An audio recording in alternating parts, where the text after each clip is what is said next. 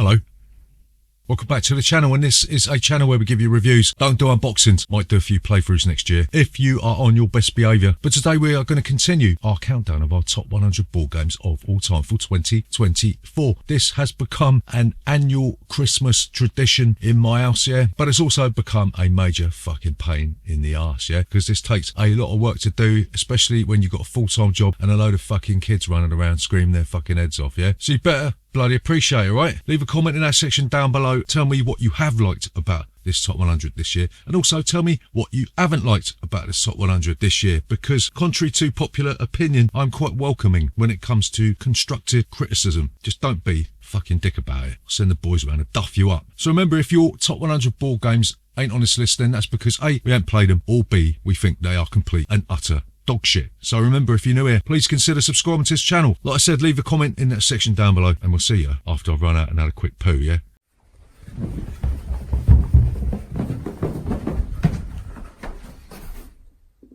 Bollocks.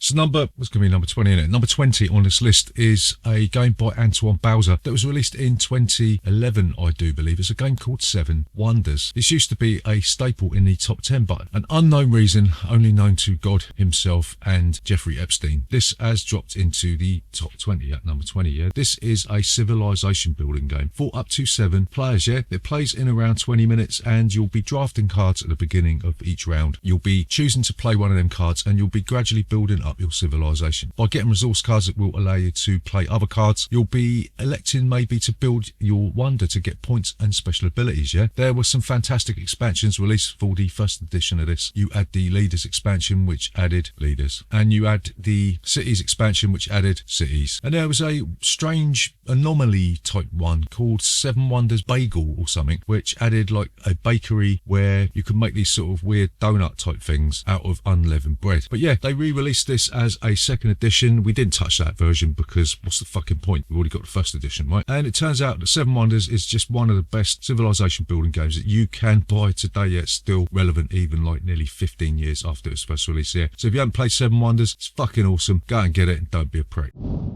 So number 19 on this list of our top 100 board games of all time is another game by Paolo Mori, yeah. Paolo Mori is one of the best games designers that we know of, and he's still working today, yeah. This is a game called Dogs of War. In this game, you'll be taking on the role of like a middleman, yeah. You'll be hiring different units to send out into battle for one of the, I think it's like 6 houses or something, and it basically boils down to like an area majority tug of war. Like with most Paolo Mori games, the mechanics are really, really simple. You'll be getting rewards every time you do something, yeah. And this game was first printed by, call me or not, some people say that the production value is a bit too lavish, a bit too overproduced, but I don't think so. I really do like it, yeah. This game is coming back in a slimmed down version. Always a bit nervous when companies take my favourite games and try and do something different with them, yeah. I just got a feeling they're going to fuck this one up, yeah, like they did with Libertalia, yeah. But it doesn't matter, because I ain't going to buy it, because we've already got Dogs of War first edition, and that is enough for me, yeah. So if you are a massive fan of Paolo Mori, you know, Libertalia, Captain Flip, Augustus, a whole host of other fantastic games, then really need to hunt down Dogs of War, or take a punt on the new edition and let me know how it plays, yeah. Dogs of War are number 19. So number 18 on this list is a relatively new game. I don't even know if it is out yet. It's a game by the makers of Nemesis, Awakened Realms. It's a game called Stalker. This game is based on a book that was released, I think in the 1960s, yeah, called Roadside Picnic, and then that book was loosely turned into a movie in I think 1979 called Stalker, and then that film was adapted into a video game called Stalker Shadow of Chernobyl, and then the video game has now been translated into a board game, yeah. This is a campaign game that really did sort of blow us away, you know what I mean. We weren't expecting much from this. I wasn't a big fan of Nemesis, but it was the storytelling aspect in Stalker that really did make this game a really fantastic experience, yeah. In Stalker, you'll be roaming around a post-apocalyptic landscape called the Zone. You'll be trying to avoid all the hazards in the zone, like other human beings, rabid animals, and also things called anomalies that are dangerous but can give you fantastic rewards, yeah. Not going to spoil the story for you, but just be aware that there are some fantastic surprises in this box. The modular board changes as the story progresses by way of presenting you with cards that you will place as overlays on the board, so you never really know what's going to appear when you enter a room, yeah? Sort of think of this game as Tales of the Arabian Nights that's been following a Mike Mensa heavy-duty weightlifting program, yeah? I really have enjoyed my hikes into the zone. And Stalker is probably the best game of its type this year, if not of the decade so far, you know? So number 17 on this list is a streamlined racing game that has been there or thereabouts since we started doing this list. I think it's been since 2016, I think, which is a bit mental. But yeah, this game is Ave Caesar. Yeah, we got two versions of this. I know I keep saying you shouldn't buy games that you already own, but the original Ravensburger copy, which is set up there, has a bigger board, and then the Dice Tree Games version adds a modular board to the proceedings, yeah? So whilst we're breaking our own rule of not buying games we already own, they're different enough to own both, yeah? In Ave Caesar, you'll be racing a chariot around a circuit, yeah? You'll be playing a card from your hand and you'll move your chariot that number of spaces forward, yeah? I know it sounds like it's fucking shit, but if you're in the lead, you cannot play a 6, and there are choke points on the board, which means that if you occupy an area with just one space, nobody can get through you, and then they're going to have to pass their turn, yeah? This leads to some strategic choices. When are you going to play a 1, which means you're going to slow down but block players behind you? When are you going to play a 6? You don't want to be in the lead too much because you can't play your 6s. If you add to the fact that you've got to come up Caesar's back alley at least once every race, then that adds another sting in the tail, yeah? Sometimes you just don't get the opportunity to do that because people block you or you run out of cards, yeah? So yeah, Ave Caesar, a phenomenal stripped back bare bones racer that never gets old, yeah? It's always a fantastic laugh. If you haven't played it, just ask yourself, why the fuck not? Why haven't I picked this up? Why am I bothering with these crazy complex racing games when you can just pick this up and play this for half an hour? Number 16 on this list of our top 100 board games of all time for 2024 is a game that some people call Terraforming Zoo, right? I don't know why they call it that, because it's nothing like Terraforming Mars, but it's called ArcNOA. In this game, you'll be taking on the role of a Matt Damon type character. You'll be trying to build a fucking zoo, right? You'll be populating your zoo with amphibians, monkeys, and other types of animals. And if you've got the expansion, you'll be able to stick some penguins in there and all, because it adds like aquatic animals to the mix. This uses a novel card-based system where you'll be choosing an action card, and then you'll have to shift the action card to the end of the row, and then it takes a while for it to filter back down, yeah? It's not the first game to do that, but it's still fantastic nonetheless. What makes this game great is that mechanism is tied inherently into a massive stack of cards, and there's so many cards that it doesn't really matter what cards come out, you're always going to get something that you can play, yeah? This game also uses another stolen mechanism, the Rajas of the Ganges victory point thing, where two types of victory points cross over. That's when the game ends. Whoever's got the biggest difference between the two categories wins the game, yeah? ArcNOA is not completely original, obviously, as we've already mentioned, but takes a lot of our favourite things from other games and puts them in one place so that you don't end up having to play all these other games just to get the same feeling, yeah? Well, ArcNOA's been talked about for a couple of years now, and the hype is real, folks, yeah? It's a fantastic action selection, build it and they will come Euro game, yeah?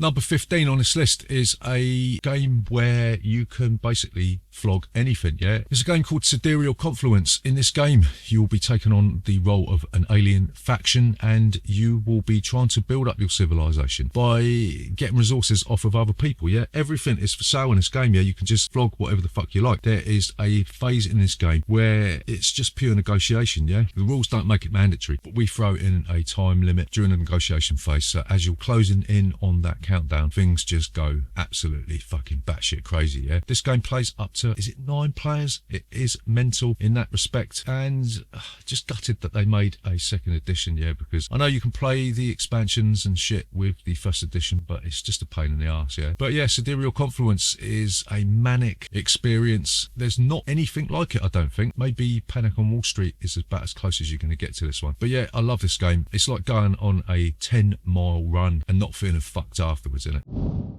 Number 14 is a game by Vlada Chvátil. Where the fuck's Vlada Chvátil gone? He seems to have disappeared off the face of the earth, doesn't he? I know he's been dealing with the Codenames app, which is fantastic, by the way. Tell me to shut the fuck up. This game is Mage Knight. This is a game based on some WizKids miniatures or something. I'm not really sure, but in this game, you'll be roaming around a landscape. You'll be interacting with that landscape. You might visit mage towers, you might visit villages, or you might want to sack some cities. You'll be doing this by playing cards from your hand, and these are multi-use cards. You'll be trying to generate mana in doing so that will allow you to cast spells. You might be trying to get influence that will allow you to recruit units, upgrade upgrades, and the game just sort of seems to start from this tiny little corner of the table and it expands outwards, and the possibilities in this game are endless. We've been playing this since it was first released, when 2011 or something like that. It's like playing a new game every time you stick this on the table, yeah. There's that much variety and that much changes from game to game, yeah, to make it feel fresh every time. Mage Knight, without doubt, one of the greatest solo games, probably the greatest game you can play, aside from having a crafty wank in a sock. But yeah, I think there's another expansion coming out for this. I don't think Vlada Shvartal done it, somebody else did it, but more Mage Knight is a good thing, yeah. The stars have finally aligned for us. We're going to see more Mage Knight content coming out in 2025, which is fantastic.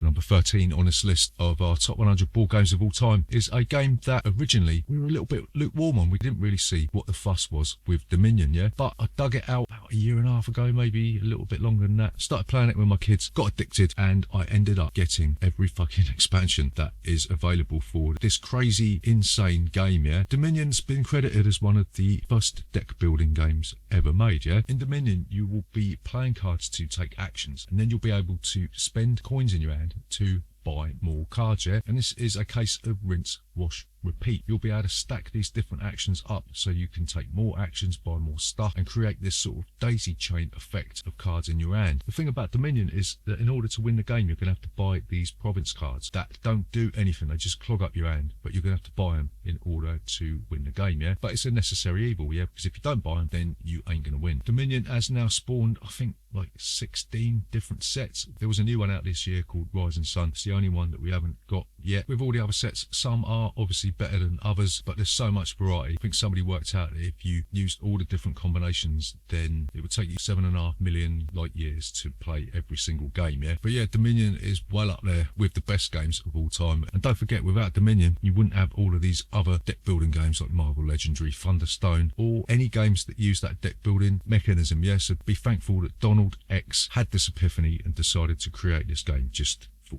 you.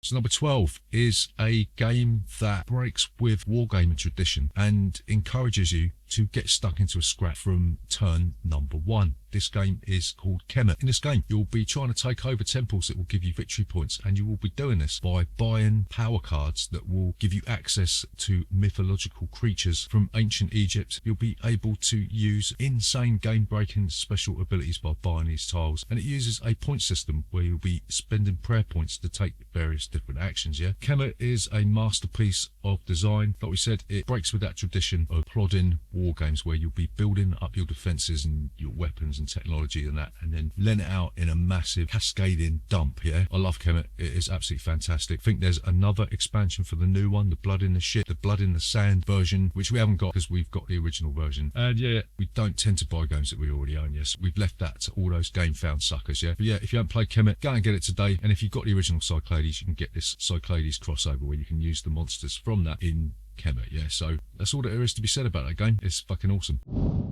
Number 11 is a game that has just been reprinted, a game called Heroscape. Yeah, this was a game that was first released back in the early 2000s, I think. It was created by a guy called Craig Van Ness, and it uses these pre-built plastic hexes that you slot together, and then you populate the board with different terrain and stuff like that. And the factions that you're going to be taking control of were originally designed to come from different epochs in history. So you might have had American Marines versus the old British Army, or you might have had Wizards versus fucking Spider-Man or something like that. It went out of print, I think, due to production costs or cost of oil or something, made the plastic really expensive, and it came back as a spin-off of some Magic the Gathering board game shit, which we picked up, but it was fucking awful, so we ended up sticking it in the loft. And then Hasbro tried to bring Heroscape back with a crowdfunding thing, and that flopped, but eventually it came back in largely its original form. There are some really exciting expansions promised for 2025. Yeah, Heroscape is really, really simple. You're just going to be rolling dice as attack, opponent's going to be rolling dice as defense. They cancel each other out, and whatever's left is the damage that you're going to take. And you can play this game however you like. We've even played like fantasy football with it, you know what I mean? So you just use one of the glyphs as a ball, and you just got to try and get it into your opponent's goal. Yeah, that's a good laugh, yeah. So it's basically a modular game. The rule set isn't set in stone. You can do whatever the fuck you like with it, and Heroscape is a classic that, whilst it's expensive, has at last come back into print, so it's available if you want to pick it up. So there you go. That is the penultimate conclusion of our top 100 board games of all time. What do you think of this list? Do you think it's worthy of your attention? Are you going to stick around to see what is in the top 10? Just let me tell you, there may or may not be a couple of surprises in the top 10 if you have been watching this shit for the last few years. But if you haven't, then I think Neighbours is making a comeback. Something to do with Errol Bishop dying or something like that. If you'd rather watch an Australian soap opera, then go and do that. Or you can come back and watch our top 10 board games of all time for 2024 on Christmas Eve in preparation for Santa emptying his sack down your chimney. See you in the next one.